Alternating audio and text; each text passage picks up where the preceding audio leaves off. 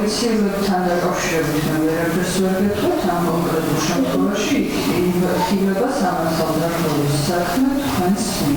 Სანქცირებული მოსამართლე სპეცრაზმელების მიერ სასტიკი მეთოდებით ნაცემ მოქალაქეს ეუბნება, რომ მის წინააღმდეგ განხორციელებული ძალადობა არ აინტერესებს.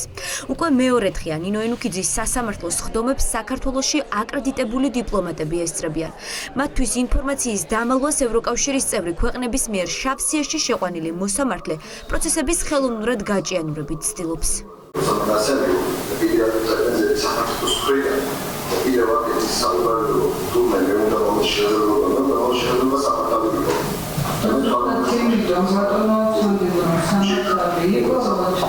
ამის შესაძლებლობაზე რომ სასამართლო აი ამის გამო ვამბობ ამას. თქვენ ახლა ისეთი ინტერპრეტაციას უკეთებთ, ცოტა უხერხულს. სანქცირებულმა სასამართლომ უჭავას საქმის განხილვა თვითნებურად გადადო. პროცესი ისე დაიხურა, რომ სასტიკად ნაცემმა ბიზნესმენმა ჩვენების მიცემაც ვერ მოასწრო. არადა კრიპტობაზრის დირექტორს ანგარიშწორების ღამეზე მოსაყოლი ბევრი აქვს. ის 30 ნოემბერს რუსთაველის გამზირზე მეგობართან ერთად დააკავეს. ომონის კორდონის გავლის დროს გონების დაკარგვამდე რამდენჯერმე სცემეს და იმდენად მძიმე დაზიანებები მიაყენეს, რომ დროებითი მოთავსების იზოლატორის ნაცვლად რუსთაველიდან პირდაპირ საავადმყოფოში აღმოჩნდა.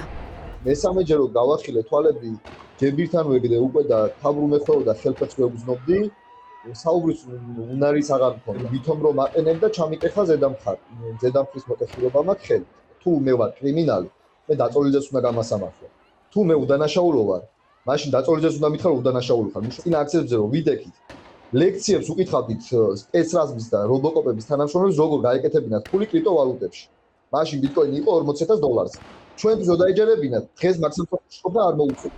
ოლიგარქის მსახური სასამართლო და პოლიცია ევროპული მომავლის მცველების წინააღმდეგ შეთანხმებულად მოქმედებს. სოლიდურ ჯარიმებს უწერენ ყველას, ვინც სისტემამ პრაქტიკულად სასიკვდილოდ გაიმეტა. ნინო ენუქიძის გადაწყვეტილების მოლოდინშია არასრულწლოვანიც, რომელიც წინააღმდეგობის გაწევის მუხრით პოლიციამ 30 ნოემბერს დააკავა და სცემა. ერთი პოლიციელი დაკითხვის დროს ამბობს, რომ ადგილიდან მინიმალა ეს პიროვნება და 15 წუთში იქნა დაკავებული.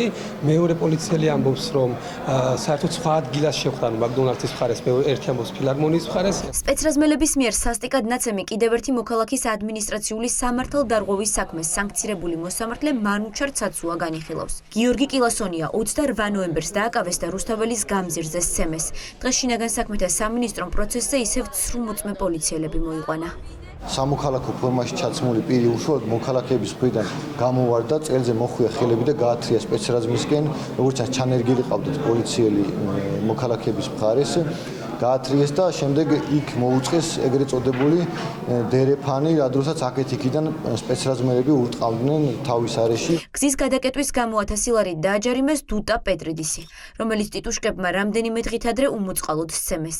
კოალიცია ცვლილებებისთვის წევრს ზუგდიდში მანქანით გზის გადაკეტვას ედავებიან. არადა არსებობს მტკიცებულება, რომ ამ დროს პეტრიდისის მანქანა სახლის ეზოში იდგა.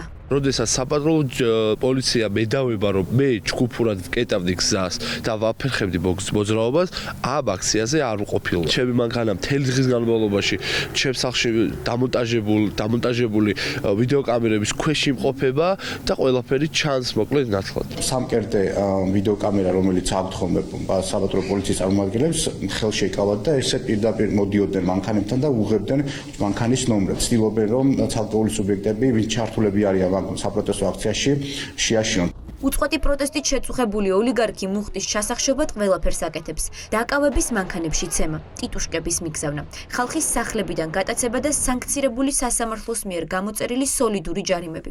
ეს დაშინების მეთოდების არასრული ჩამონათვალია, რითიც არალეგიტიმური ხელისუფლება ხალხის გაჩუმებას უშედეგოდ ცდილობს.